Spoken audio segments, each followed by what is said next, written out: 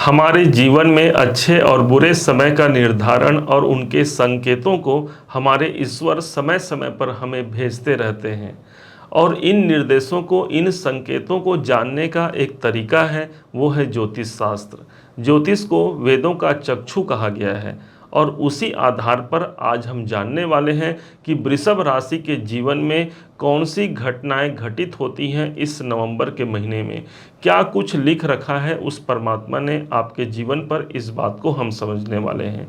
कौन सी वो तारीखें हैं जो तारीख सफलता कारक, कौन सी वो तारीख है जिनमें हमें सतर्क रहना है, क्या उपाय करना है, सभी बारीकों को समझते हुए इस वीडियो को अब हम आगे प्रदर्शित कराते हैं। सबसे पहले समझते हैं आपके अपने ही राशि के स्वामी शुक्र से। शुक्र का संबंध इस समय पर बुध के संग बना हुआ है और वो ठीक सप्तम भाव पर रहेगा। लगन के स्वामी का सप्तम भाव पर जाना एक अनुकूल परिस्थितियों को जन्म देता है। इस समय पर आप एक उमंग से परिपूर्ण रहेंगे, अपने जीवन साथी या जीवन संगिनी के संग एक मधुर संबंध स्थापित करते हैं। सप्तम भाव पर शुक्र का होना अर्थात धन इस समय पर व्यापारिक क्षेत्रों से भी प्राप्त हो सकता है। स्वास्थ्य के दृष्टिकोण से जो विशेष ध्यान देने की बात रहेगी वो होगी 6 नवंबर से, क्योंकि 6 नवंबर को ठीक शुक्रदेव अष्टम भाव पर प्रभावी हो जाएंगे। अष्टम भाव पर अपने शत्रु के राशि पर भी जा रहे हैं और ऊपर से अष्टम भाव पर जाएंगे। ध्यान रखना अपने स्वास्थ्य का। इसके अलावा उपाय जो बताएंगे उसे आप जरूर कीजिएगा अंतिम में।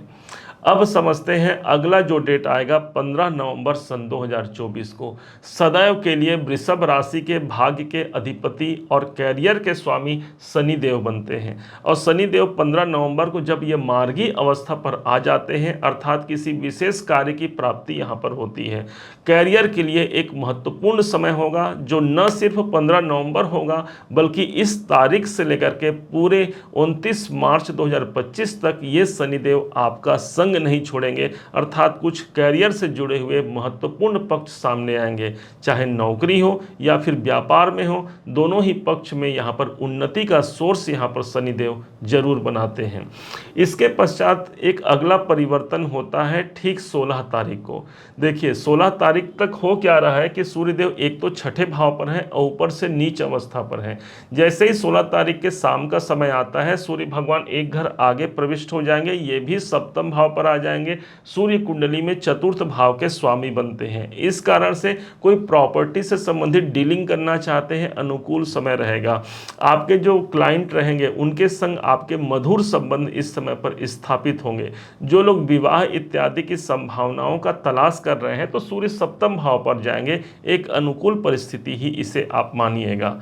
आर्थिक पक्ष को देखते हैं, धन के स्वामी बुध हैं और बुध इस समय पर सप्तम भाव पर ही उपस्थित है, इसलिए आर्थिक पक्ष भी इस समय पर केंद्र पर उपस्थित होगा जिसे अनुकूल मानेंगे।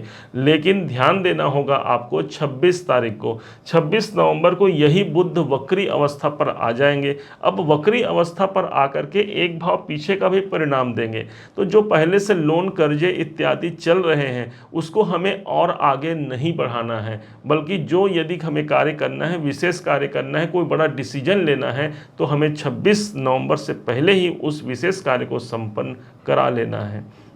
इसके बाद अगला परिवर्तन होता है मंगल के द्वारा। ध्यान दीजिएगा, मंगल पूरे इस समय पर तीसरे भाव पर उपस्थित होंगे। मंगल को हम साहस मानते हैं और साहस के भाव पर रहेंगे। आपके अंदर एक उमंग रहेगा, उत्साह रहेगा, एक जोश रहेगा अपने जो कार्य है उस कार्य को पूरा करने के लिए। मंगल भले ही तीसरे भाव पर नीच के रहेंगे लेकिन जो इनकी सातवीं दृष्टि रहेगी वो उच्च दृष्टि रहेगी भाग्य भाव पर, इसलिए भाग्य का साथ भी हमें इस महीने प्राप्त होता है मंगल की कृपा से, अर्थात हनुमान जी की कृपा से। अब सुख, प्रॉपर्टी इत्यादि की बातों को समझते हैं। चतुर्थेश इस समय पर सूर्य देव हैं और सूर्य चूंकि अभी नीच के चल रहे हैं तो कोई प्रॉपर्टी संबंधी कोई बड़ा काम करना है तो ध्यान दीजिएगा 16 नवंबर के बाद का समय अनुकूल रहेगा। संतान से जुड़े हुए कार्य यदि परिपूर्ण करना है तो 26 नवंबर से पहले कोई उन संतान का डिसीजन कोई लेना है, कोई महत्वपूर्ण उनके कैरियर को लेकर कोई डिसीजन लेना है है वो आप करा सकते हैं। नौकरी से जुड़े हुए कार्य हमने पहले ही कहा सप्तम भाव पर शुक्र है, इसलिए शुक्र का यहाँ पर एक महत्वपूर्ण योग पर होना 6 नवंबर तक कोई नौकरी से जुड़े हुए महत्वपूर्ण समय आ सकते हैं। 6 नवंबर के बाद जैसे शुक्र जाएंगे, चूंकि छठे के स्वामी अष्टम भाव पर जाएंगे, तो नौकरी में परिवर्तन का योग यहाँ बन सकता है। कैरियर और भाग्य को हमने जाना, शनिदेव मार्गी अवस्था पर आ रहे हैं। वहीं राहु अभी भी विद्यमान है आपके लाभ भाव पर, पूरे इस महीने आपका साथ नहीं छोड़ेंगे। लाभ भाव पर स्थित इस राहु को हम अच्छा ही मानेंगे, क्योंकि राहु के अंदर भूख है, अर्थात आपके अंदर भी वो जुनून, वो तड़प रहेगी इस पूरे महीने कि मैं अपने लक्ष्य को प्राप्त कर पाऊं। और राहु आपका इस महीने भी पूर्ण रूप से सपोर्ट करता हुआ नजर जरूर आएगा। अब जानते हैं उन तारीखों को जो तारीख आपके लिए सफलता कारक, उन्नति कारक, और इस तारीख में कोई आवश्यक कार्य भी आप कर सकते हैं। शुभ तारीखों में 12 नवंबर, 13, 16, 17, 20, 21, 22 तारीख आपके लिए अनुकूल साबित होगा। इस दिन कोई आवश्यक कार्य किया जा सकता है। इसके विरुद्ध जिन तारीखों में हमें सतर्क रहना है वो तारीखें हैं 1 नवंबर, 9, 10, 11, 18, 27 और 28 तारीख को सतर्क रहने की आवश्यकता भी रहेगी। यदि इन तारीखों में भी कोई आवश्यक कार्य करना पड़ भी जाए तो अपने गुरुवर का आशीर्वाद लेकर के, अपने इष्ट देव का सुमिरन करके उस कार्य को प्रारंभ करा सकते हैं। अब आती है बात उपाय की। क्या इस महीने हम उपाय करें जिससे अच्छा हो? ध्यान दीजिएगा, आपके अपने राशि के स्वामी ही अष्टम भाव पर जा रहे हैं इस महीने 6 तारीख के बाद से, इसलिए माँ दुर्गा की आराधना करना कभी मत भूलिएगा। श्री सूक्त का पाठ कर सकते हैं या फिर दुर्गा कवच का पाठ करना इस महीने को सर्वश्रेष्ठ महीना साबित करा जाएगा।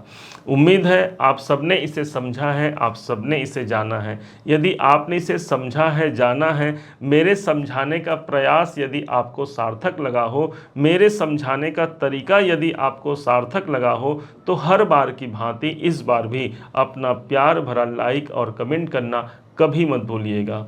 और हाँ, यदि अभी तक आपने इस चैनल को सब्सक्राइब नहीं किया है, सब्सक्राइब जरूर कीजिएगा। पुनः एक बार फिर आप सभी का दिवस बहुत मंगलमय हो, इन्हीं शुभकामनाओं के साथ जय श्री राम।